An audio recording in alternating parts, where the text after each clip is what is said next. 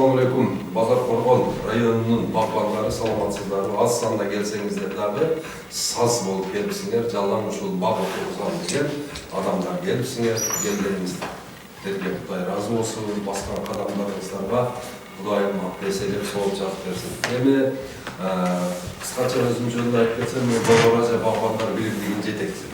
Эми кылган ишим ушул Кыргызстанда ыргалдуу багбанчылыкты жайылтуу. Мына азыр өзүңүздөр көрүп атасыздар, Европа мамлекети канча жылдан бери суперкарликке өтүп кеткен. Мына ушу 10 жылдын тегереги болду. Суперкарлик 1 гектар жерге 7000ден ашык көчөт эгилет дагы, 1 гектар жерден 300 тонна алма алып атышат. Биз болсо 1 гектар жерден 3 тонна алма албай отурабыз ушул кезде.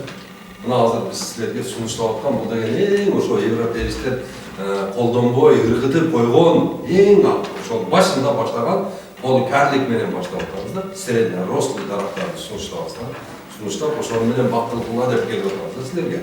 Мына азыр бул дагы жаман эмес. Бул дагы жакшы. Биздин өзүбүздүн бактарга караганда кыйла рентабельный да. Мисалы үчүн 1 гектар жерге өзүбүздүн алмадан отургуза турган болсок, 400гө жетпеген алма отургуза, буда 1200 алма отургузабыз. Бул дарактын бою кичине болгонуна байланыштуу буну дарылаш жеңил да. Дарылаш жаш балада дарылай берет да. Бул 4 элементтер болот. Түшүмүн терип алыш да жеңил, анан буташтар жеңил да буну. Ошон үчүн поликарликовый дарактарга өткөздүк. Эгерде каражатыңар жеткенде биз силерди ушу сразу эле карликке өткөзүп бермекпиз да. Бир карликовый бак кылыш үчүн 1 гектар. Анда $40,000 тегерегинде каражат кетип атат да. Могу биздин азыркы сунуштап аткан поликарликте, мисалы үчүн эптеп көчөтүн алып алсаңыздар, көчөтүн акчаңыздар жетип, эптеп алып алсаңыздар, анан өзүбүздүн подручный материалдар менен тосуп, анан арык менен де сугарып, пока иштеп турсак болот дедик дагы. Анан биздин өзүбүздүн традиционный жасап жүргөн высокорослый дарактарыбызга жакыныраак да. Жакын. Ошон үчүн биз ушул поликарликти сунуштап, мына 2015-тен бери аракет кылып, мына элге чыкканыбызга 2019-жылы биринчи жолу багдабат жасаган экенбиз. 2019-жылы кышта как раз жүрүп, элдерди айланып, мына түштүк жергесин полный айланып багдабат кылып чыкты. Onun arkasından 2020 çıktı, 21, 22, 23 менен, şunun менен 5. жолку ne aylanımızda. Aylanımda bir жақсы пайда var eкен да. Aylanımda ушул адам мал жаны менен, убактысы менен, баягы курбанчылык кылып, сөз жеткирип жүрсө, ошол сөз өтө сиңимдүү болот экен да. Мына аз болсо дагы силерге айтып атабыз, мына Кудайга шүгүр азыр техника өнүккөн, азыр мына ушул тапта, мына бул жерде силер мисалы үчүн 15 киши отурганыңар менен бул жакта 38 киши көрүп атат да бизде трансляцияны. 38 киши көрүп, булар дагы эмне башка бирөөлөр менен бөлүшүп атышат. Мына мисалы үчүн бирөө бөлүшүптүр, мына азыр эмне бардыгы эмне бирден группага бөлүшө турган болсо, мына бизде саныбыз 300ге чыгып кетет. Бир паста 300 киши көрүп калат. Антетиги менин YouTube каналым бар өзүмдүн, Багдабат деген. Багдабат деген YouTube каналыма ошол жерде кайерде кандай видео болсо, кайсы районго барган болсом, кайсы айында семинар өткөргөн болсом, ошону тартып туруп ошол жерге жүктөп коебуз. Камбойдон кеспейбиз, сулуу жерин алып, анан куниктерин алып таштап, сулуу жерин коюп, ондай көркөмдөбөйбүз дагы. Башына эле Багдабат деп темасын коюп, адресин коюп, жылын коюп туруп эле ошол эмеге сырой көйдөн киргизип беребиз. Себеби дегенде элдер баягы бизди мындай көркөмдөп эмес, биз артист эмеспиз, биз мына болгон элдин кандай көйгөйү бар? Көйгөйүн толук биз элдин көйгөйүн мына элдердин арасынан чыгарып, ошол көйгөйдү остро турганын бийликке жеткирип, мына ошол бийлик азыр реакция бериш керек да. Азыр бизде багбанчылык өнүгүш үчүн мына биздин элибиз даяр эле болуп калды. 2015-тен бери элди ойготуп келдик. Эл азыр аябай ойгонгон кезде бизге азыр эмне тормоз болуп калды? Бул көчөттүн кымбаттыгы, капельный системанын кымбаттыгы, тосуштун кымбаттыгы, суу жеткирип берүү боюнча чоң маселелер турат. Мына ушул 5 маселени, 4 маселени биздин бийлигибиз өзүнүн колуна алып чечип бере турган болсо, тез аранын ичинде биз өзүбүздү алма менен камсыз кылып калабыз. Өрүк менен толук камсыз кылып калабыз. Бадам менен, мисте менен, анар менен, башка жактан эч нерсе келбей калат. Бул деген мына сыртка импортко чыгып бараткан акчалардын бардыгы иште калат да. өзүбүздө калат дагы. Анан онун үстүнө бак болгон жерде жердин баасы өсөт экен да. Биринчиден жердин өсүүнүн составы көтөрүлөт экен. Бак болгон жерде бонитет көтөрүлөт экен да. Бонитет көтөрүлүп, баягы жердин күрдүүлүгү көтөрүп, асылдуулугу көтөрүлүп, анан баягы бак отургузган жер кымбаттайт экен да. Мисалы үчүн азыр голый жерди барып, базар коргондон, мисалы үчүн 1 миллион сомго бир сугат жерди сатып ала турган болсок, баягы дагы 1 миллион сом кетирип бак кыла турган болсок, баягы бактын баасы автоматически дагы 2 миллион кошулуп 4 миллионго чыгат экен. Жердин баасы өсүп атат. Жердин баалуулугу өсүп атат. Анан кийин баалуу жерден өзүнүн жерин таштап кетүү деген маселе болбой калат да. Анан ошол эле учурда биз азыр өзүбүздө иштетүүгө жарамдуу 3,5 миллион гектар жер бар да. Кандай бул жер каерде деп сурашыңар мүмкүн. Ошонун 1 миллион 300 миң гектарын Аскар Акаевич, биздин тунуч президентибиз бизге бөлүп берген.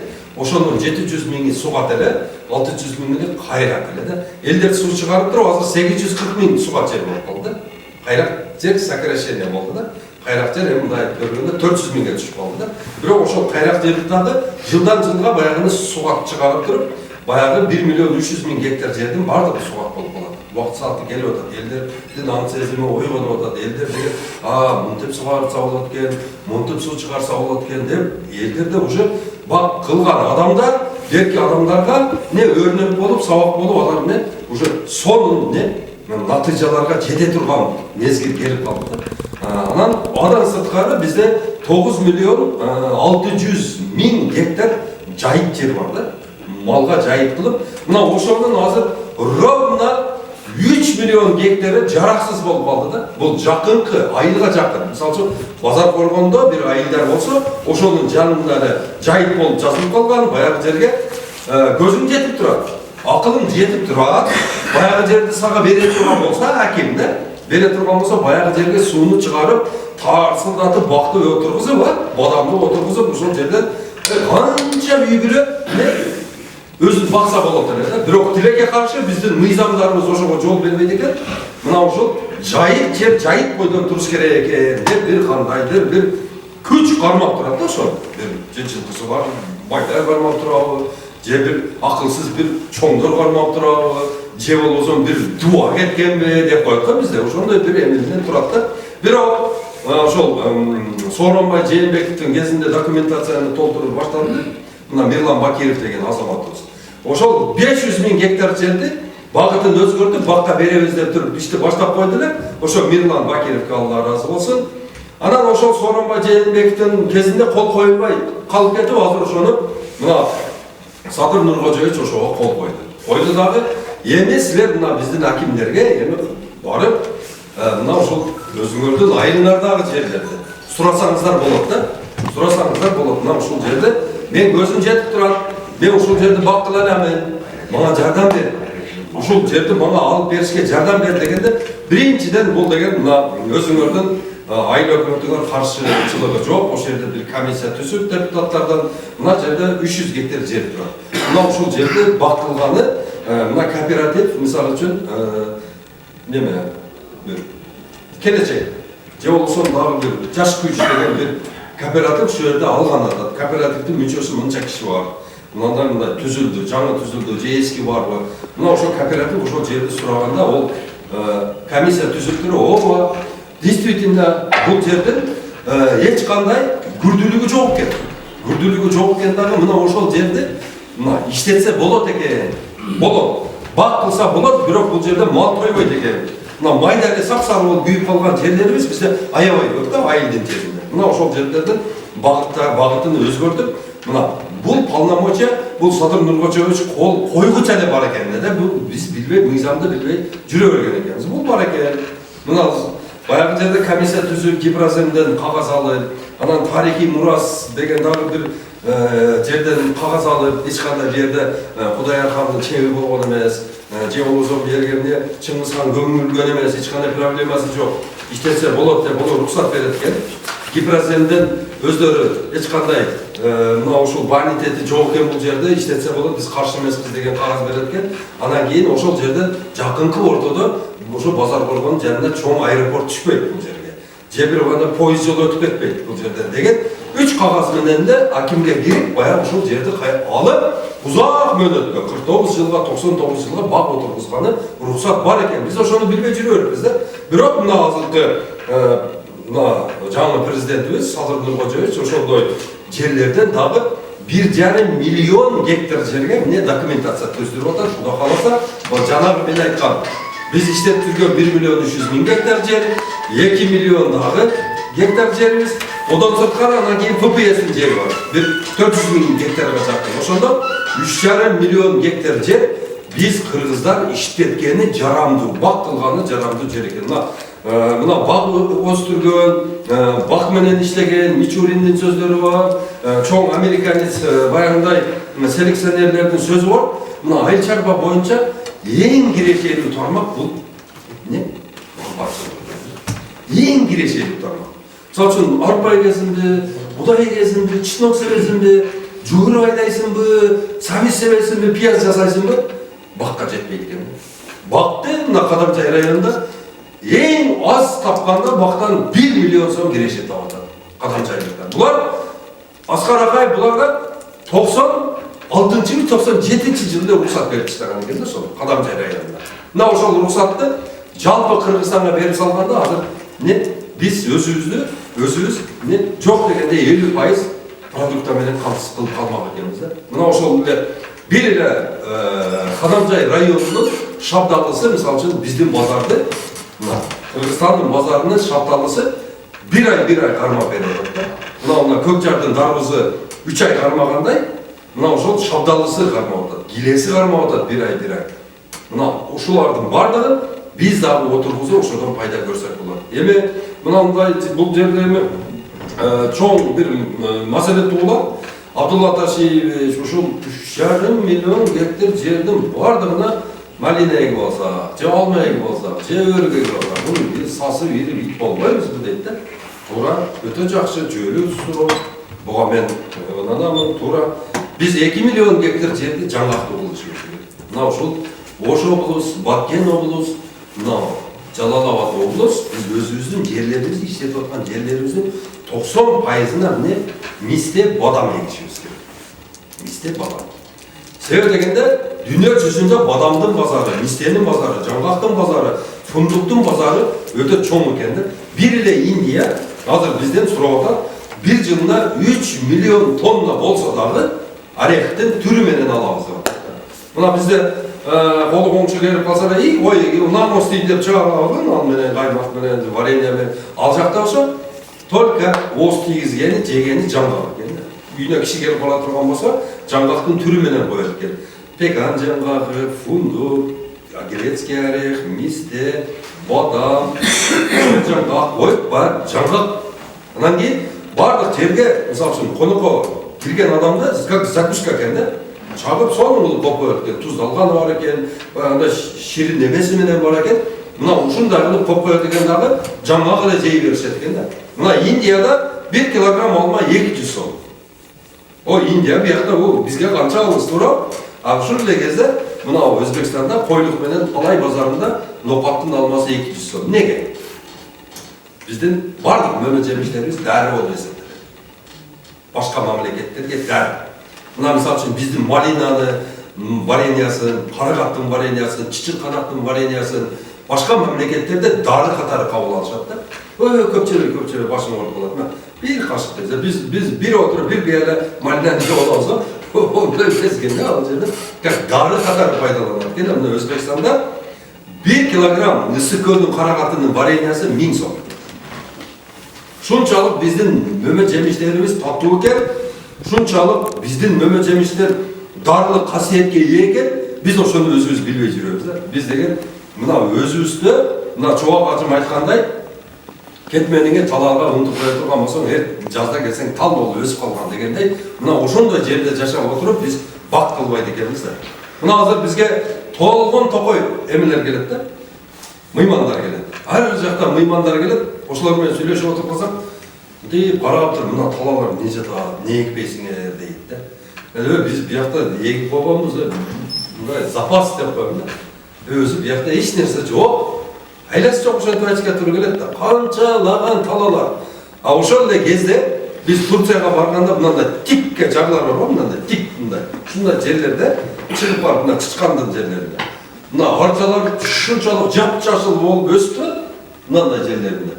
Барып туруп карасаң, ошонун түгүндө капельный, сугара турган капельный, азык бере турган капельный. Бардыгы ошол жердин мына лесхозу, мисалы үчүн азыр токой чарба бар да, Жалал Абадта туруп, мына базар коргон токой бар туруп, мына ар бир ошол силер көргөн карагайдын, ар бир силер көргөн жаңгактын, ар бир силер көргөн табылдын түбүнө капельный алып барып туруп ошо эмес сугарат экен да. Карайт экен, ошон үчүн болот экен да. А мисалы үчүн биздин дарактарыбызды биз канча жолу дарылайбыз? Мен деген багбандар отурасыңар, ашып кетсе 3 жол турам. Же жалмам.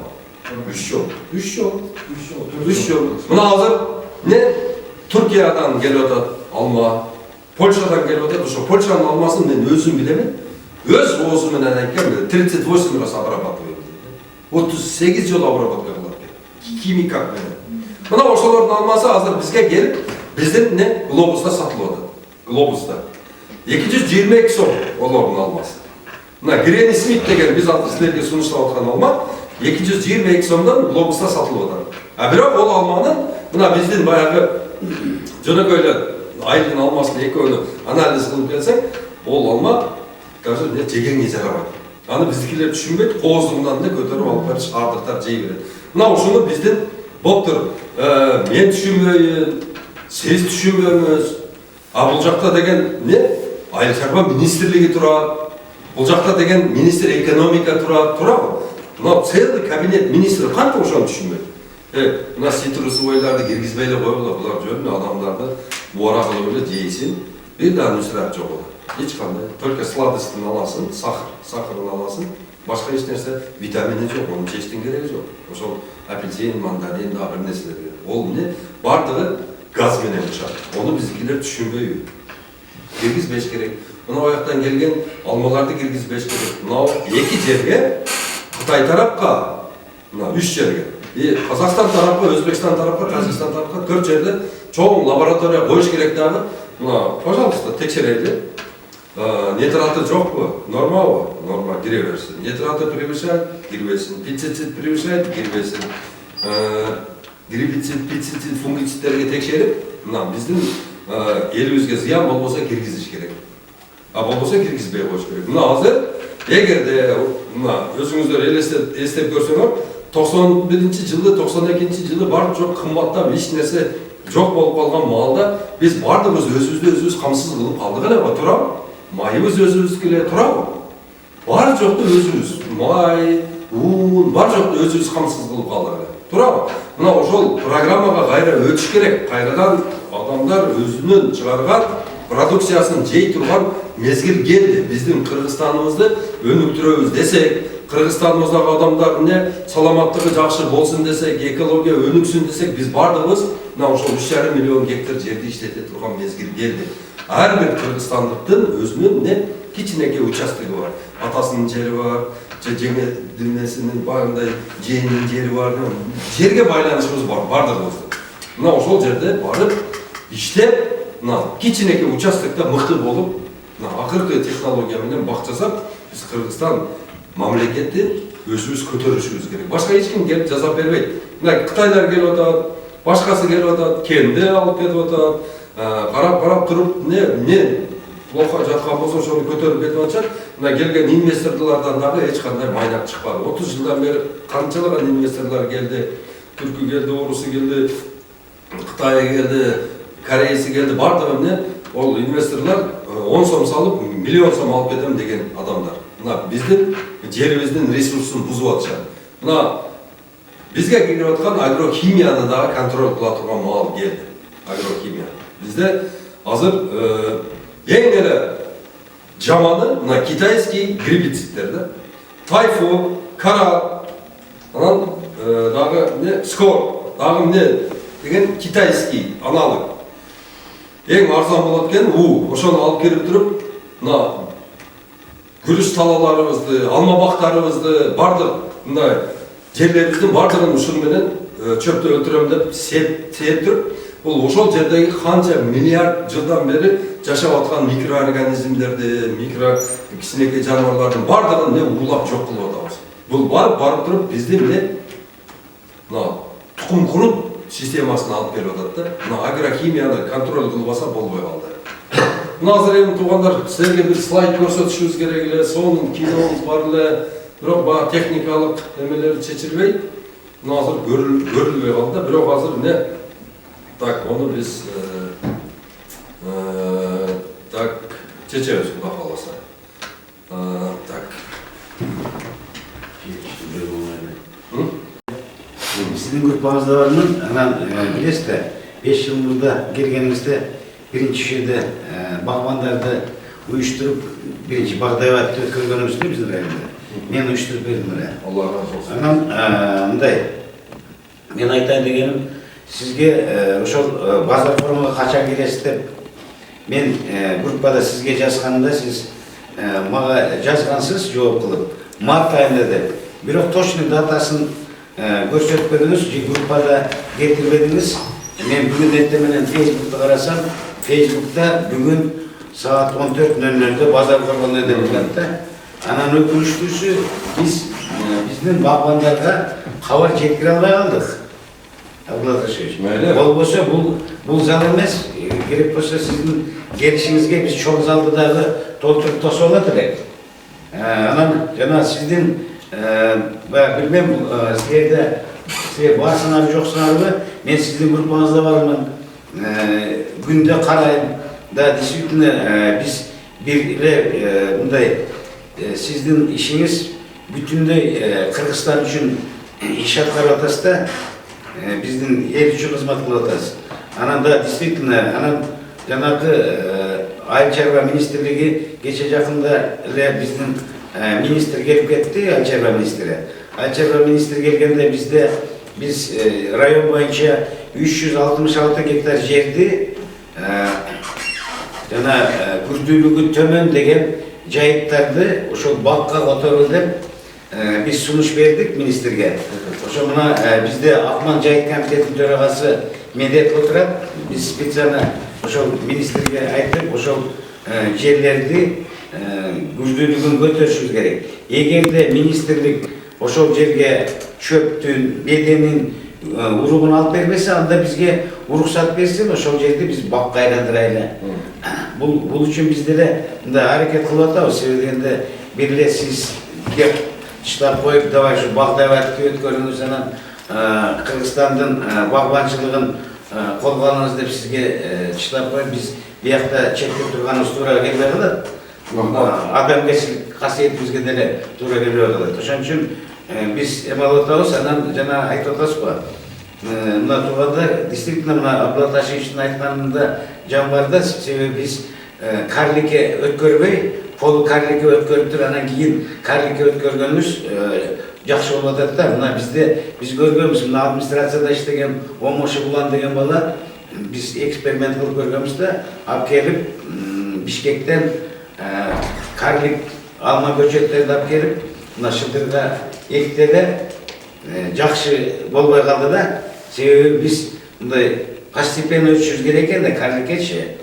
Анан ошон үчүн мына Абдулла Ташиев деле аябай туура айтып атат. Мына мен былтыр Абдулла Ташиевич кимге жаштык айылына чейин бардым да Баткенден.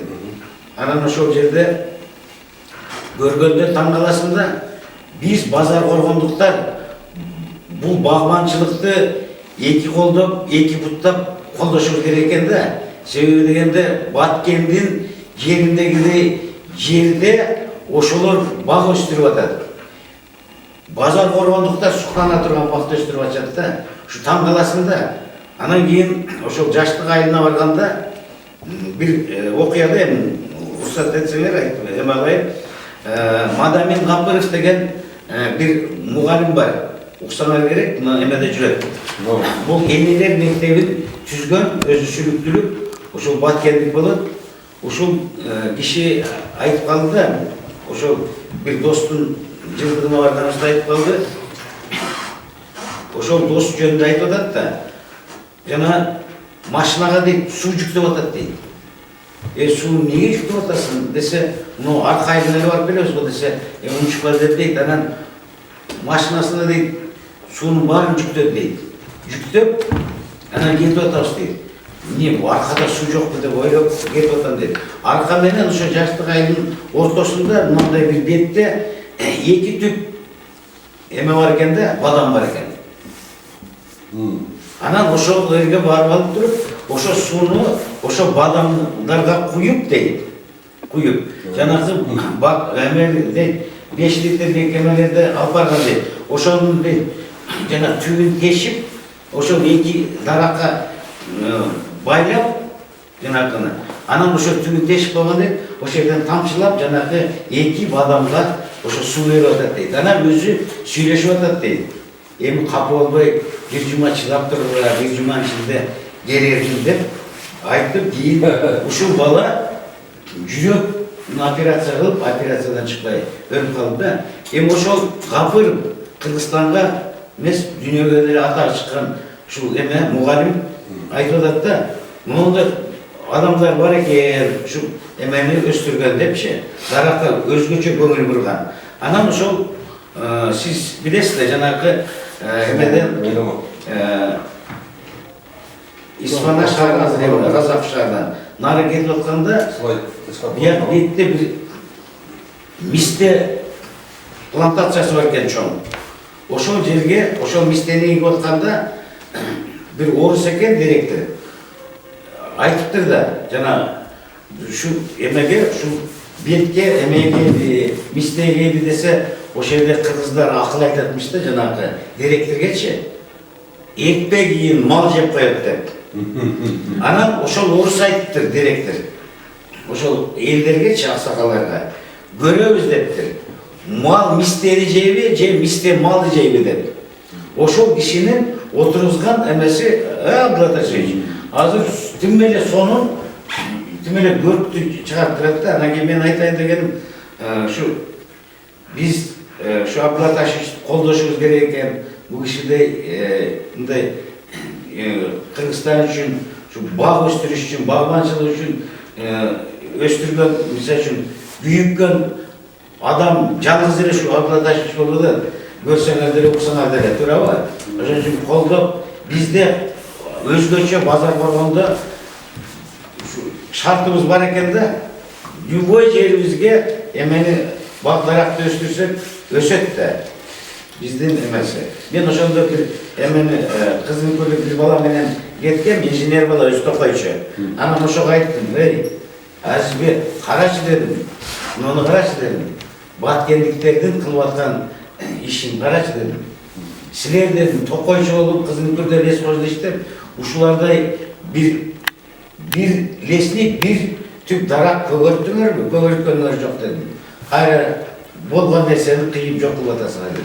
Onun için ben sözüm hakkında ablataşı hiç birinciden şu geçirim sırayım şimdi da emenin auditoriyanın azlığına çe. İkinciden Kuday buysa uşu oturganlardı başkalarındağı sizin gruppanızda koşağız.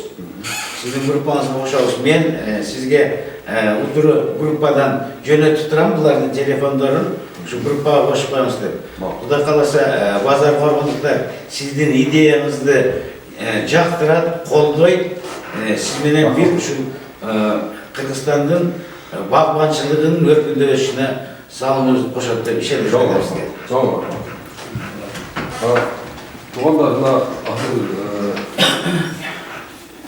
şu leylek jönünde ayıp ettirdiniz mi?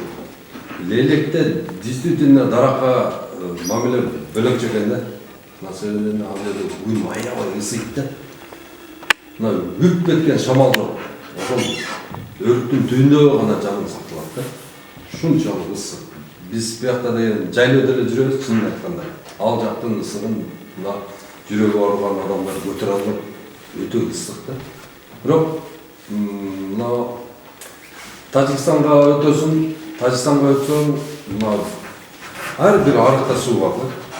Özbekistan'da da ошондой. Her bir arıkta. Бирок ошо суунун баардыгы 100% бизден ичет. Чынын айтып бергенбиз, мына Ленинабад жагы. Мына ошо Ленинабадка түшүп барып, дарақтарын көріп, розаларын көріп, баяғы алар жасап жатқан бақманшылықтарды көріп тұр, анан қайра арқаға шықсаң, ренжіп кетесің да. Шунша жер қор болады. Шындығында айтып көрсем, ал жер менен Ленинабад мисалы үшін Қолоқтың бұл беті болса, баяғы сіз айтқан арқа, достық, 60 жылдық бұл беті. Екеу бірдей шартта тұрады. Су бізден алып. Ошол кезде бақыт жоқ та. Мына азыр ел ойланып қалды, Құдаға шүкір, елдің бардығына бақ отырғызды. Екейден бір кишinin сөйлесең, мен кісіне бақ қылып қойын деп қалдым да қалып тұрды. Мына ошоны азыр біздің бийлигибиз ушундай моментте пайдаланып тұрып, мына биздин азыркы багбандарға керекті посадочный материалмен обеспечить керек. Турциядан келеби, Польшадан келеби, Өзбекстандан келеби, бар бизге зыян. Сирам, мисалы үчүн, аны канчалык сен отургузсаң да жакшы мыкты көчөт болсо дагы реанирование деген бар да, районго көнүү деген бар да. Районго көнүү болбогон көчөт баары бир жакшы натыйжа бербейт да. Азыр бири-бирибизди мына Туркияныкы жакшы, ана мына мощный деп отургузуп атабыз. Бирок өзүбүздүн жерден өлүп чыгып, мына сапаттуу болмой биз мындай бак кармай албайбыз да пока. Ошон үчүн биздин мамлекетибиз азыр мына Али Чарбага Садыр Нуркожоевич бөлүп берген $250 миллион 50 миллион долларына 10 мыкты көчөткана салып бериш керек. Аз бизде адистерибиз бар, окуп келген. Бир эле бала мисалы үчүн 10 питомникти башкара турган ушундай бизде агроинженерлерибиз бар. Алар менен Наскеребине сабак берип жүрүшөт. Мына ошолор менен өткөндө мен сүйлөшкөм. Абдулла аке бир эмес, эки эмес, 20 керек болсо 30 лабораторияны башкара алабыз биз. Эч кандай эмес жок. Баары эле настройкасын жасап коюп эле, каждый эмесинде эле полный заготовканы кылып койсо, 3 жыл иштете беришет дейт. Жеңил экен да. Ол кандай жасалат? Мисалы үчүн bir çapayı almanın жалбырагын алып, же бутагын алып, баягы өзүнүн бир немеси бар экен. Мындай реагент деген суусу бар экен. Ошого баягы эритет экен. Эригенде баягы эрип туруп, баягы сууга клеточный уровне расщепляться этип туруп, балдыгы эле ошол алманын клеткалары баягы сууга сиңип тарап кетет экен.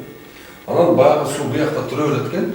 Баягы жерден bir пробрика бар экен, специальный 25-тик, 40-тык, 50-лүк бар экен. Баягыдан деп сондуруп алып эле. Анан баягы дагы бир субстанция даярдайт экен, бул бир аз гелге окшош коюураак болот экен. Баягы отургузат экен. Басып коет экен. Баягы киргенден кийин жанагы 3-4 күндөн кийин эле баягы мындай түйүлдүк болуп, мындан кыймылдап баштайт экен. Кыймылдап туруп, анан баягы ак жип болуп туруп эле, анан кийин арасаң эле учу жашыл болуп туруп эле, анан эки кулак болот экен да, анан кийин эле жанагы эмне ушунчалык отросток болуп калат экен да, баягы помидор көчөткө окшоп, кичине помидор көчөткө окшоп чыгат экен. Баягыны алып туруп, анан кийин ар бирин бирден пинцет менен терип туруп, чыгарып ажыратып туруп, анан бирден стаканга коюп, анан үстүнө груд салып, суу коюп туруп тизе берет экен, кассетага. Тизип полкалар коет экен, мына ушундай комнаталар экен, тележке.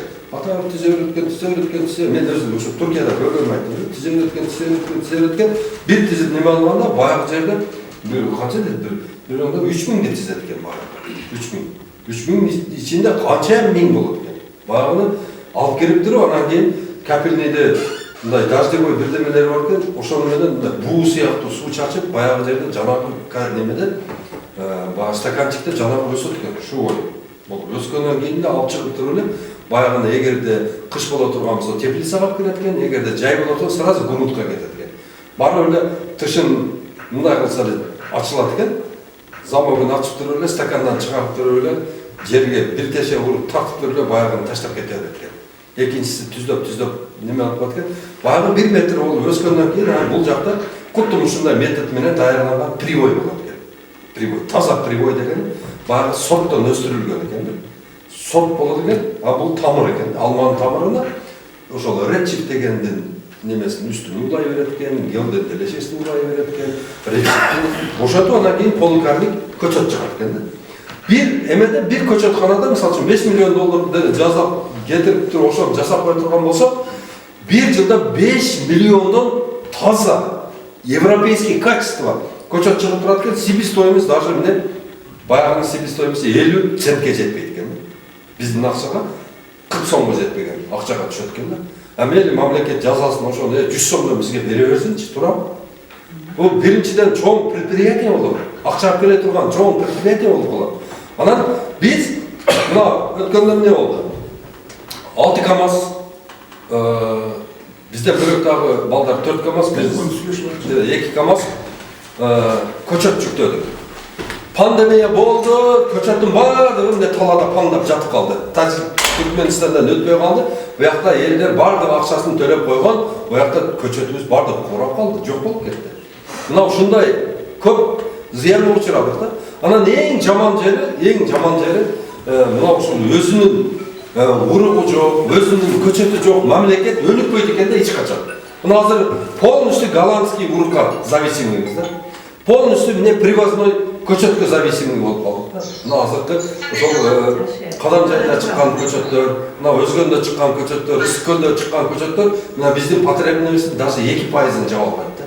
2%-ын. А бизге мына биз жанагы айткан 3,5 миллион гектар жерди бактылыш үчүн бизге деген эң эле аз дегенде 3 миллиард көчөт керек. 3 миллиард. Эгерде аны мисалы үчүн 2 миллион гектарын биз жаңгактуу кыла турган болсок, 1 миллион гектарын биз ягерный кыла турган болсок, 500 миң гектар калып атабы, 500 миң гектар жердин 300 миң гектарын биз жүзүм кылып, анан 200 миң гектарын баягында өзүбүзгө внутренний рынокко анар, жер алма кылып ала турган болсок, биз деген толук бак болобуз да ошондо.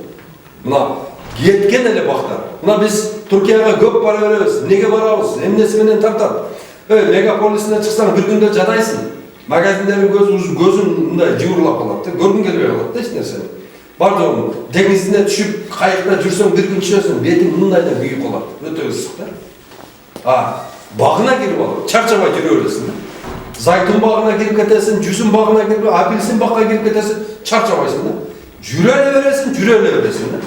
Мына ошондой шартты биз өзүбүзгө жаратышыбыз керек. Мына Кыргызстанда багбанчылыкты өнүктүрө турган болсок, бизде 7 миллион иш орун түзөбүз. 7 миллион иш орун ачылат да кадимкидей. 3,5 миллион гектар жерде 2ден эле адам иштей турган болсо бактын ичинде 7 миллион киши багбан болуш керек. Жумуш орундары. Анан дагы жакшы жери, ар бир гектар жерден 1 миллиондон киреше ала турган болсок, бизде дефицит бюджета вообще жок болот. Карыз жок болот бизде.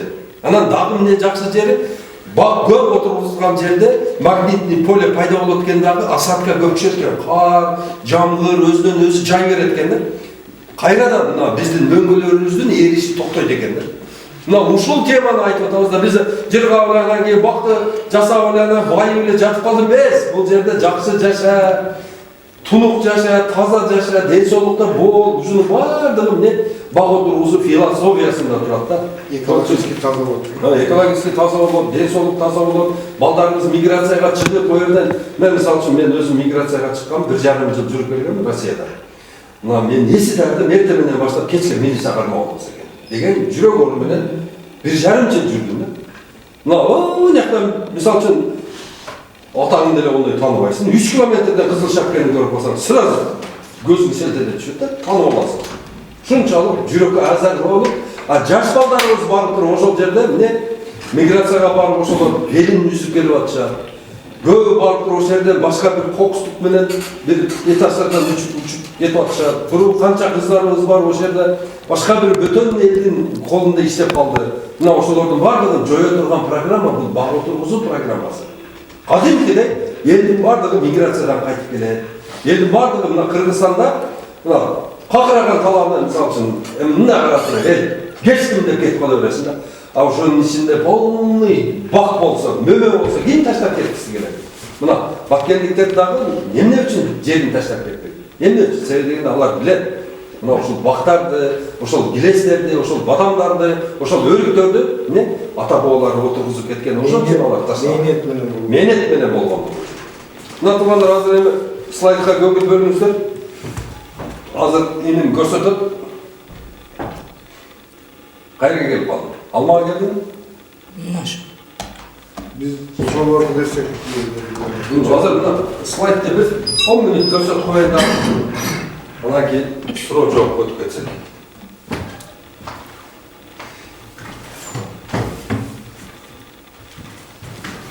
Так.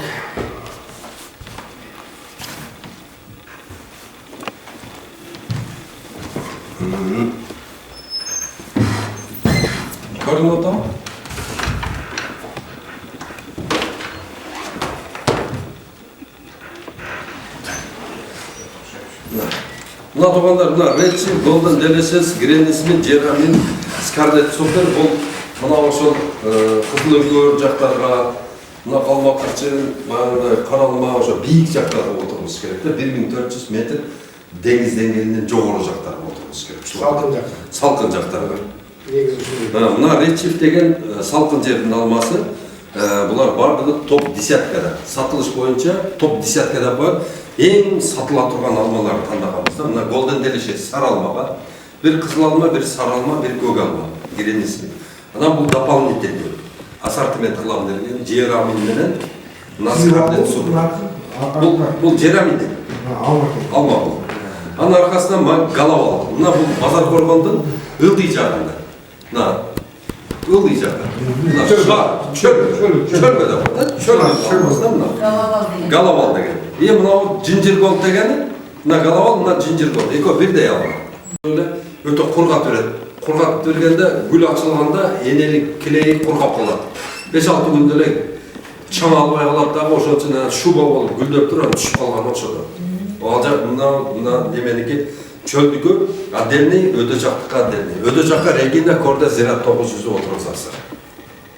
Мына Регинасы, мына Кордиясы, мына Зират 900. А мына осы чөлдүкө, Sweetheart, Skina. Skina өтө өзгөчө чоң. Өзі мындай Қытайлар жақсы көрген келесі. Чоң болады. Ана бұл өзін-өзі чаңдаштырады. Өзін-өзі, қадимкіде өзін-өзі чаң береді. Мына ушул емені қараңыздар. Анан өрік бойынша, өрік мына Сузак районында чөлгө аябай жақсы өріктер бар. Приция, Рубиста, Магадор, Микадо, төртөө тең майдын ичи бышып бүтөт. Майдын ичи өріктің басы 200 сомдан кәм болбой жатқан малда пішіп бүтөт. Полностью. Приция, Рубиста, Магадор, Микадо. Қайсы айда пышат көрдіңіз? Майдың 5-інде Приция пышат. 15-інде пышат орнау. Мынау майдың 15-інде пышат, мынау майдың 25-інде, мынау аяғында Микадо. Майдың ичи полный пышып, уже ақша болды. Мына еш жерде ешнерсе пышаректе пышат. Мынау шуну Приция 5-ші майда. Рубиста, Магадор, Микадо. Ана мына Халил оғлу деген бұл құрғай тұрған өрік. Мына Приция қып-қызыл болды. Базар бақты. Базарда жақсы болды. Көргенде адам ала өреді. Мына да Рубиста. Мына Магадор, мына Микадо. Мына осы Халил оғлу. Бұл құрғай тұрған өрік. Құрғай. Анан onun kilogramı, kuruğunun kilogramı Türkiye'de 10 евро. 10 евродан бұл экспортқа Грецияға, Италияға шығарылышады. Мына ушул өріктен да көбейтіш керек. Бұның несі жақсы? Бұның ішінде өзегі жоқ. Мына біздің өріктер жесең өзекші болып бар. Бір өсіп кеткен içine. Бұлар осы гел бойдон. Құрғағанда да гел бойдон. Ақырын мына жерінен арқасынан ақырын мына өзінің немесі бар, темір емесі бар. Ошондо мындай сәсең сөөгү жарып шығып кетеді. Мына бәрге қылып таштай бересің. Қамышты орып келіп эле, үстүнө бөз салып тұрып, бөздің үстүнө тизип таштайсың, жаңыл жасында эч нерсе болбойт. Өтө жакшы коргойт. Мына Халил оғлу, ушул өрүккө көңүл, как раз бул августта пышат, августта бар жокту коргаткан маалда пышат. Акчасы да жакшы. Bunun demesин Данегин алып кургатыш керек. Данегин алып. Аркасынан мындай бир темир бар. Ошону мына жерде салып туруп түрткөндө мына өзү учтуу жагы жарып чыгып кетет. Өрүктү. Анан жайып коебуз. Өтө жакшы өрүк. Анан кийин мына шабдалы. Базар коргонго шабдалы эккен өтө жакшы болот. Шабдалындагы ысык жерди жакшы көргөн үчүн шабдалында Royal Glory, Glow Heaven, Sweet Lady, Extreme Global деген 4 сорты бар. Одан сырткары Extreme 486-сы бар. Ал октябрда пышат берди. Октябрда пышкан мезгилде эч жерде шабдалы жоқ малда пышаттағы анын басы 120 сомдон өзгөндө сатып алабыз. Мына Галавал алманы 65 сомдон сатып алабыз. Өтө жакшы. Булардын раннийи бар жок бу? Булар барды ранний. Бардыгы ранний. Бирок булардын кайсынысы түктүү, кайсынысы түктүү эмес? Мына Glow Heaven түктүү, Түктүү экен. калганы мына Royal Glory, мына Sweet Lady эң высшийлары да булар. Булар только октябрда пышат. Extreme Global. Жоқ, бұлар немеде пышады. Бұлар августта пышат. Августта. Августта, июль бөлүнүп пышат.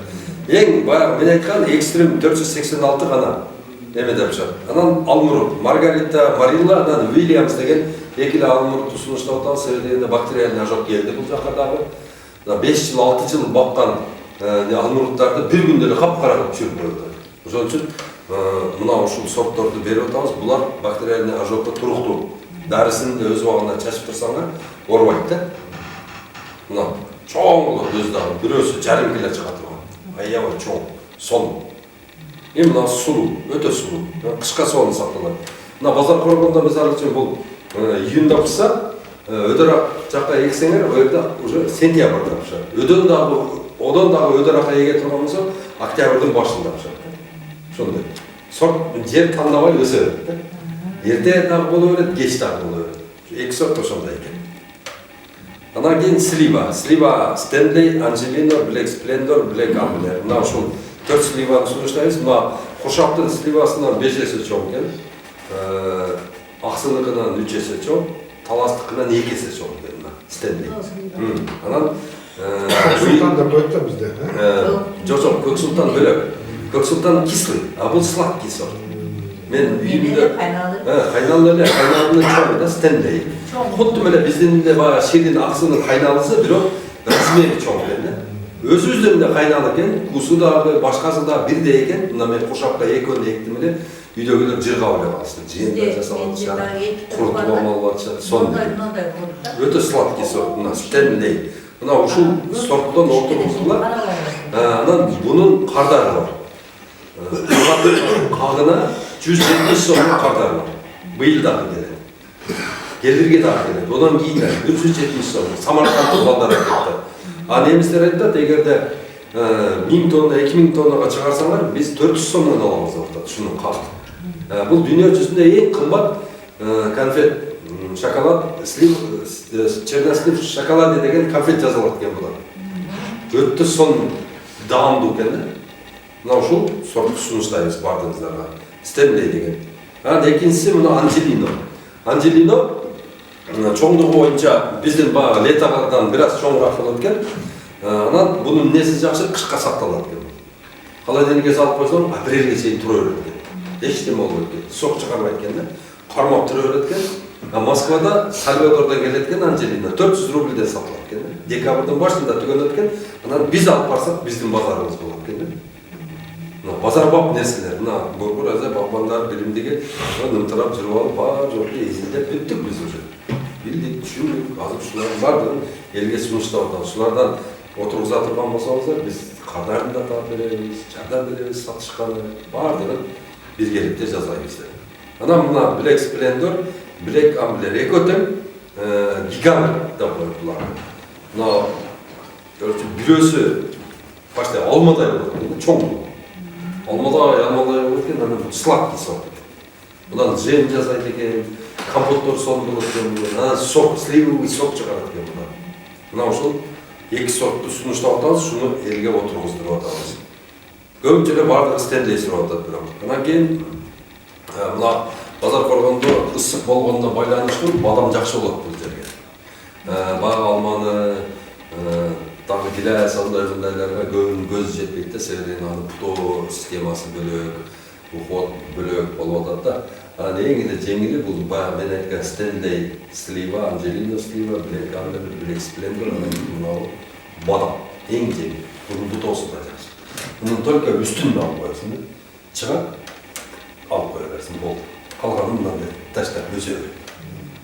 Анан бирөөсү бир эле бадамдын дарагы эң аз берип мындай эме болгондо 10 килограмм берет. 1 гектарга 660 штук бадам. 1 гектарга. Азыр бадам өтө тез, эрте гүлдөйт билесиңер, бадам. Биринчи болуп гүлдөйт дагы, гүлүн суу куруп кете берет. Турап, а бул 10 апрелде гүлдөйт. Фер-дуэль, Фер-Агнес, Техас, 9 апрель. Төртөтен 10 апрелден кийин гүлдөйт. 10 апрель болду, мына мисалы дагы 1 ай, 5 күндөн кийин анан кийин гүлдөйт. 1 ай, 5 күн өтөт, апрелдин 10-унда бардык катаклизмалар өтүп кетет. Суукта, сары карлар, дагы нелер өтүп кеткенден кийин анан дагы жакшы жери гүлү 4 плюс Ne -4'tü kötüredi gülü. -4 var mı? Gülü kötüredi. -4 korkmaydı ki. Burada жақсы. Ошон үчүн бадам мисалы үчүн таш бадам бар, кол бадам бар, анан тиш бадам, таш бадам, кол бадам, тиш бадам, анан таш бадам. Мына бул таш бадам. Анан кийин биз силер ойлосоңор каттуу, сырты каттуу болуп калса, анан кийин Абдулла буну кантип сатабыз деген ой келет да. Туугандар ушундай аппараттар чыккан, мынаны азыр сала турган болсок, мына тышын артышып туруп, içindeki kavağı ana giyinde danın kaldırıp veriyor. Buna sırtını alıp işte. Buna sırtına alıp durup sırtını adden kapka salıp veriyor da onu da salarsın. O kadar kardar var. O da krem skrap çasaydı ki. Var değil mi? Parfümlerdeki kampanyalar. O. Ana bunun mayına kardar var. Mayına hazır. Oşta kardar düşüyor. 35 eurodan alamaz orada. 1 litre may. Ana giyin daha жақсы жері mına sıktı. Sırtын саттық, майын саттық, жымық қалып қоймыз. Ошо жымықты құрғатып, тегірменден өткізіп, елеп баяғына. Нан болып жесек болады екен. Кәдімгідей нан болады екен. Бардық, онда бар углеводтар, бардығы. Бұда бар екен, бұда міне жоқ екен. Бізді баяғы ашықша семірттіріп отқан глютен деген жоқ екен. Онда глютен бар да, көп жесең семіріп кетесің. А бұда глютен жоқ екен да. Анан бул унду жок мен традиционный өзүбүздүн будай жейин десек, буга кардары бар экен 10 сомдон. Немеден $10. $10 бунун кардары бар экен. Бул мынау бадам бул турушу менен эле кан экен да бизгечи. Мына ошол Ош облусу, Жалал-Абад облусу, Баркен облусу 1 метр жерди койбой бадам менен эге өрүшүбүз керек экен. Бадам. Анан мына кичинекей өзүнүн участок бар, 1 жарымда. Егі олайлы, міне, анар жегіз керек, алма жегіз керек, хурмасын деле, сливасын деле бар. Основной пул таба турганыбыз мына болуш керек экен да. Мына ушул. Мына азыр дүйнө жүзүндө мына бизде эң көп мисалы үчүн сурап аткан бадам, мисте, пекан жаңгагын, анан жаңгакты сурап атат. Жаңгакты чакпай мисалы үчүн 6 ай үйүндө кармап отурсаң, окисление берип коет да. Кадимкидей окисление. А бір 2 жыл қапта дың әтпе түрі өреді. Еш нәрсе болып өткен да. Қапта түрі өреді. Логистикасы да жеңілді. Мысалы үшін алманы егіп алсаң баяғы немеге ташпаққа баласына термелгенде алманы қарап отырып өресің. Не болып өткен. Әлі о холодильникке алып шығасың, келгіздерсің, сартировка қыласың, кішке саласың, оны алып шығасың, сатасың. А бұның несі жақсы екен? Теріп түрі көй түрі қапқа салып қой. Болды түрі өреді. Мынау кәдімгідей мына жаңғақ базарға алып шыққандай ya ben продукт alып келейін, кемпірге, ona екі қап салғыла дейсің, 2 қауын 100 кило болды, апардың, саттың, 40 000 сом, ақша болды, 400'den берсек. 40 000 somға бұл дүнияны продуктасы келбейді, тұра? А 1 гектарынан болмады дегенде 5 тонна беріп отпайым. 5 тонна. Сен базарға 50 жолы қаттайсың, онда 100 килодан алма. 50 жолы 40 000 somdan үйге алып келесің. Мына бадам менен эге өрүшүбүз керек да. Бадамга кардар тизеден экен да. Канча болсо эч бузулбайт, жыртылбайт. Анан эң жакшы бул оорубайт экен да. 2 жол дәрілеп өткенсин, bir медный купороз, кар барда темир купороздан берет экенсин. Кар мына кетейин деп калганда медный купороздан 1 жол берип койсоң, болду, всё. Терип алганда барат экенсин. Мына капельный кылып койсоң анан чыркат. Мына азыр Замир Мамасадыков, билем Мамасадыков деген депутат бар ғой, мына Шамал сайда. Ошол жигит 300 гектарга неме ачты да мындай. Ошол жерде кокон киласын кылабыз дешти да. Мына ошол жерге мен айтат элем, ошо 300 ошондой гектар ачып туруп силер дагы. Мына жүгүрүп, көпчүлүк багбандар жүгүрүп, мына азыр бизде районда жерлерди бере баштайт жакында. 300 гектар, 500 гектар, 1000 гектар, 2 гектарга да ошол документация кетет экен. 2000 гектарга да ошол документация кетет. Ошол үчүн чоң жерде кооператив болуп алып, анан бадам менен эге бергиле ошол жерге. Эң жеңили бадам. Оорубайт, кыйнабайт адамды.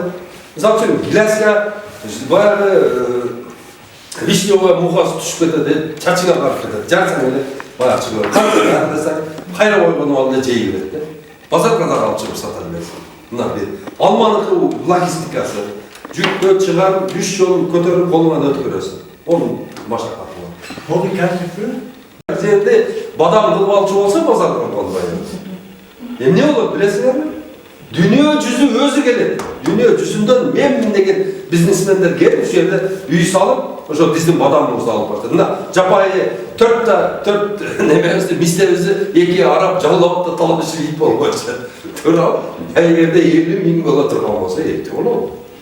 Эми былтыр пистер боюнча сөз болду эле. Биз быйыл былтыр бербей турабыз, биз эксперимент өткөзөбүз деген эле.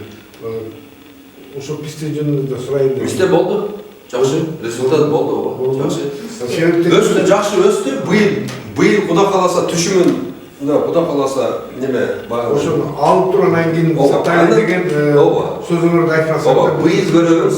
Мына былтыр көрдүк, быйыл көрөбүз, келерге көрөбүз.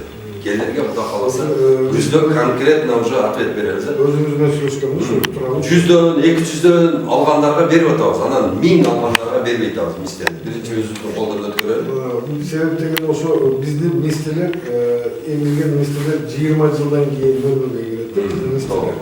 Мен ошон үчүн муну кызыккан жерим силер айтыңар 2 жылда, 3 жылда кирет. 3 жылда кирет. 3 жылда кирет. Былтыр сүйлөшкөнбүз ошо. Быйыл Кудайым бөлүп насип этсе, биз азыр сигнальный түшүм күтүп атабыз. Сигнальный түшүм быйыл болбосо, келерге Кудай кааласа сигнальный болот. Анан ошондо конкретно окончательно айтабыз да. Давай бер дейбиз. Мына сливаны сынап көрдүк, сонун чыкты. Бадамды сынап көрдүк, сонун чыкты. Абдулла Ташевич, сиздер бир суроолорубузда мына көчөттөрдү реклама кылып атасыңар. Бирок биздин базар борборунда основном Өзбекстан менен частныйда кылынган көчөттөрдө биз айластан силерге жете албастан ушу көчөттөрдү неге атабыз, негизи. Ошондуктан силерден бир сураныч, эгерде ушул рекламаларды кылганча ушул базар борборунда ушу акимияттан сурансак, кичинекей силерге жер бере албайбы экен, ушу көчөттөр турабы? Эми азыр мына бизге жер деле керек жок, бизге холодильник керек да. Бизге холодильник маселе болуп атат. Мисалы үчүн частный холодильник болсо дагы, мисалы азыр холодильник бар экен Баткенде. Бардык бир айга 80 миң сом акчасын төлөп койдук. Азыр бир машина көчөттү киргизип койгонбуз, папулдарды уруп атабыз да. Холодильник проблема болуп атпайбы? Фуралар бар да силерде. Фуралар бар, бизде фураларыбыз бизге дагы ушу базар борборунда аракет кылып көрөлү, кана эми бу жерде базар борборунда ченелгис багайлар бар, туурабы? Миллиардерлер бар, ушундай. Туурабы? Канча миллиондогон долларларды чапчыган балдар турат да. Аке, сенесизби, кээ чынын айтсам мен кандай десем, кээ мына карыз болуп калып атам адамдарга. Мына бактабатты кылам деп, проекка чыгасың, бияка чыгасың, эме кыласың. Мына эч ким бир киши азыр жардам бербейт экен. Мисалы үчүн баягы группадан отуруп эле, туугандар колуңуздардан келгенче жардам берип койгула деп атабыз, бирок укпайт экен да. Баары мисалы үчүн бир үйдүн жарыгы бир үйгө түшпөйт экен. Биз дагы өзүбүздүн каражатыбыз менен жүрөбүз да экен. 5 жылдан бери бир адам келип, Абдулла, сен ушундай кылып, Айчарбага бир аракет кылып атат экенсиң, канча адамдар бак отургузуп алды менен, себеби менен канчасына консультация берди. Мисалы үчүн түндөсү итке таланып барып, бирөөнүн айылына барып, аны таап, ошондукунда жатып, консультациясын берип, болсо эртеси күнү даже итинен чыгарып койбойт. Ошондой жерлерде жүрөбүз да биз. Азыр паркыбыз жок болуп атат да. Абдулла Ташевич, сиз турачысыз, бирок силер мен былтыр да силердин группалардан да. Бирок мен группаларда уголектим да, что мындай беркиндей инвалидтер түшүп атат, чыгып атат ошо. Бирок бизге желательно ушул көчөттөр боюнча ушул жерге бир нерсе организация. С удовольствием. Анан силердин жанагы бир холодильник болсо эле болду бизге. Биз ошонусун балдарды айтабыз, келип аренда калат дагы салып берет. Мына ушул базар коргонго жетиштүү, силерге керектүү көчөттөрдү алып келип салып беребиз. Эч кандай маселе жок. Азыр деле Русланга айтам, Руслан баягы немени бизде баягындай мороженое ташыган машинелерибиз бар да. Мисалы үчүн мороженени алып барат, Баткенге чейин таркатып, кайра келатканда ошолорго биз көчөт жүктөйбүз, бишкектиктерге.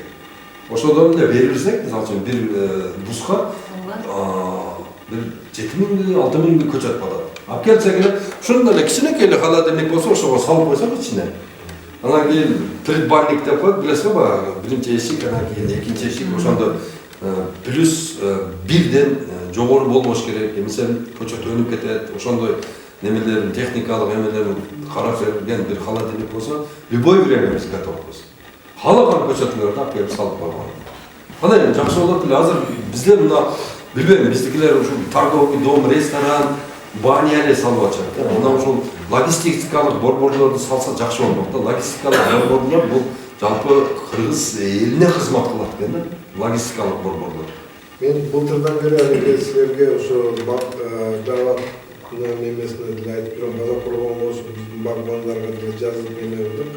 Бизге алма, ошол нерселерди сактай турган бир холодильник кылсакпы деген ой мененчи. Биз алеге алмаларды терип алат экенбиз. Бир температурада сактай турган жерлерибиз жок да. Анан кийин терип алып, анан муздак бир жер сарайга алып киребиз. Болбосо Гнавецке алып киребиз. Анан мен ушунча пул табат элем деп туруп, кайра артына кирип кетебиз, анан кредит алабыз, ан сайын анан кийин төпөштү башыбызга жеп атабыз да. Ошон үчүн бир ушундай нерселерди дагы бир акылдашып неме кылсак эле жакшы болот эле да. Жакшы болот эле. Азыр эми аке, мына сиздин сөзүңүзгө неме кошумча, мына жакында менин 3 менеджерим, бир Дамир, Нурдин, Улан деген 3 менеджерим студенттер менен сүйлөшүп атабыз. Азыр каникулга чыгышат. Ошол маалда мына Кыргызстандын ошол элегинен баштайбыз дагы, ат башы, Актала, Чумбал, Чайык бардыгына барып туруп, ар бир үйгө кирип акылданып туруп, удостоверениени алып, мына удостоверение. Кой туруп. Удостоверениени алып туруп, мына сиздин атыңыз ким? Эмил. Фамилия? Сейиткулов. Сейиткулов Эмил. Отчествоңуз? Абдыбахарович, Борбор Азия Багбандар биримдигинин мүчөсү. Сиздин атыңызды жазып, номериңизди жазып, печать коюп, анан кийин сизге ошол эменин аркасында, ошол удостоверениянын аркасында бирдиктүү бир счет болот. Сиз эч адашпайсыз дагы, ай сайын ошол счетко кааласаңыз телефон аркылуу, кааласаңыз бир отоло 1200 сомду бир салып коесуз, же 100 сомду ай сайын саласыз, өзүңүздүн ишиңизде. Салып туруп анан сизди бирдиктүү мындай эмеге киргизип коет. Базар коргон багбандарынын биримдигинин мүчөлөрү. Аадан баштап так келе берет, адресиңиз, жериңиз, эмнеңиз бар, огородуңузда эмне эккенсиз, канча жериңиз бар, дагы эмне эгиш керек. Былтырдан бери силердин эмеңер. Алла разы болсун. Мына ушуларды Куда кааласа биздин балдарыбыз ошону жасайбыз деп чечтик да. Андай болбой турган болсо баягы удостоверение бар. Так. Мүчө, анан сүйлөсө дагы мындай кичине бир доказательствосы бар, бирөө жарым чогулуш боло турган болсо, баягы эме менен эле, компьютерден эле, так, мынанда мынанча балабыз бар. Так, базар коргондо 30 000 мүчөбүз бар, базар коргондо. Келгенде неме кылайлы, бардыгына айткыла, ошолордун айылда старшийлери болот, көчөдө старшийлери болот, ошондо чакырып туруп эле чоң чогулуштарды өткөзүп ошол жерде. Анан сиз айткандай 3 жылдын ичинде ошол багбандардын мүчөлүккө алып туруп 1 миллионго жетип алсак 3 жылдын ичинде каждый айда 100 сомдон бергенде 100 миллион сом, 1 миллион доллардан ашык болот. Мына ошого бир логистический борбор, бир школа садоводов, анан кийин ошонун жанында бир чакан сорт испытательный участок, базар коргондун районунда карап көрөбүз да, жолго жакын жерден, элге удобный жерден алып туруп 3 гектар же 5 гектар жерде 1 гектар жерине баягыларды турабыз, калган жерди сорт испытательный участок кылып коебуз. Анан балдарды ошол жерде бекер окутабыз да. Мына силер мисалы үчүн эртең сабак болот, Сергей Семенович Украинадан плодовочный факультеттин ректору келет, сабак өтөт. Саат мынчага деп айтып коебуз. Болду, группада болосуңар. Тас, болду, келет аткенде эле барасыңар школго. Баягы жерде 3 күн окутат силер. Обрезкага окутат, тарлашты окутат, неме болот. Сабак алып алып бекер. Абсолютно бекер. Анан ошол логистический борбордо силер өндүргөндүн бардыгын эмне Борбор Азия Багбандар биримдиги алып туруп, ошону башка мамлекетке экспорт кылуу боюнча дагы иш жүргүзөт экен. Бул эми акырын боло турган план. Мисалы үчүн мен азыр элге чыккан болсом, 70'ge çıkışıma bu da kalırsa şu işlerin var dedim ne bölümeni özü orada gelip kaldı. Hazır misal için Abdullah Taşiyev işte Lüboy tanıp kaldı. Abdullah Taşiyev kim dese bakman değil. Abdullah Taşiyev kim dese karsız yok değil. Tabii buna hazır Kudayım görürse buna vznoslarda başlayıp kalmasa men торговлядан вообще кетем. Därde reklama boldu, etdagi reklama boldu, köçötde reklama boldu. Hiç nersege aralashmaydi. Только мотивацияны берип турам. Каерде болсо Абдулла Ташиевич келиптир.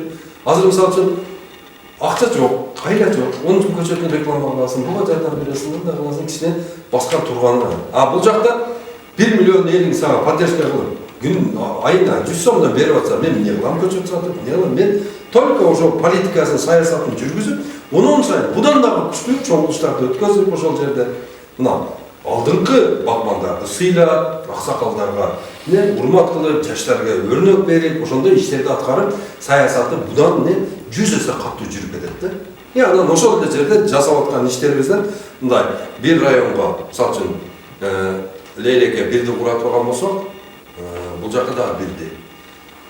Нарын жака бирди. Анан мындан да алмаштырып, крес шахмат кылып, куруп кете беребиз да. 40 районго бирок узагы 3,5 жылда бардыгы бирден логистика, бирден багбандар школа курулуп калат.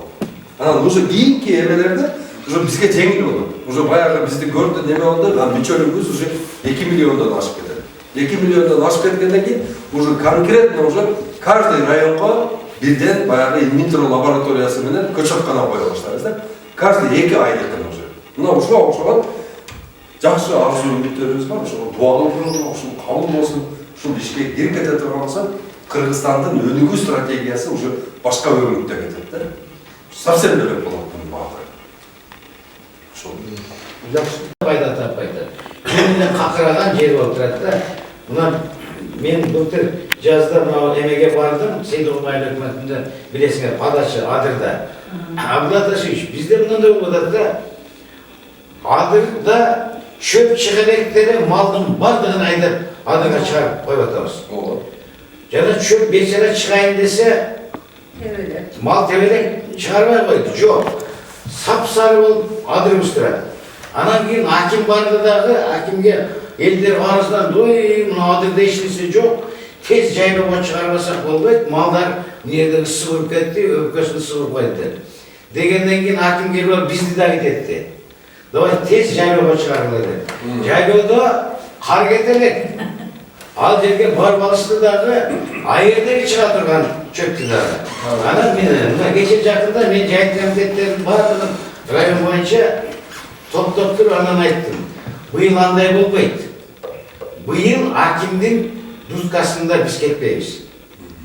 Давайте малды силер адырга чыгарадамызда, жакын жайга чыгарадамызда. Ошол жерде силер бир комиссия түзүлө. Барып туруп адырда чөп чыгыптыр. 10 сантиметрге жетип калыптыр. Эми малды чыгарсак болот деп, ошондо уруксат берип, ошол жерди чыгарып туруп, анан кийин ошол жерди пайдалангандан кийин анан жайлоого барып, жайлоодо кар кетиптир. Чөп 10 сантиметрден ашык болуптур. А эми уруксат берсе болот деп туруп анан чыгарбаса, бул келечекте биз өзүбүзгө эле балта чабып атабыз. Ал жакта да эч нерсе жок, бул жакта да эч нерсе жок. Ошон үчүн кече күнү мен эме кылганда, мен азыр милдетин аткаруучу болсом, мен айттым, быйыл кечирип койгула. Акимдин айтмактан губернатордун айтса дагы уруксат жок, бербейбиз. Пока биз чөп чыксын, андай болбаса болбойт да, биякта да. Адамдар үйүндөгү бир малын пресс арзандап атат күнөмүндө. 2 пресс менен 5 пресс менен ошол малын бир малын ошол жерде кармап калса болот да 10 күн 15 күн чөп чыгып алганда чейин. Туурабы? Анан кийин баардыгын эле какырат мына жака айдап барып, аякты да талкала, биякты да талкала, бизде эме болбойт. Ошон үчүн бизде кунарсыз жайыт деген ошол 366 гектар деген ошол жерден чыгып атат. Биз мына кече министр келгенде министрге да маселе койдук.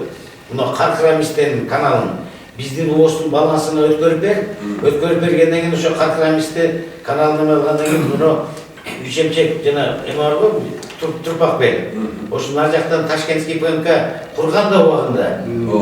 Ошону кырга чыккандан кийин Сузак зонасы иштетип атат дагы, базар коргон зонасында Акман, Бешикжон, Сейтудун 3 айыл өкмөт бар.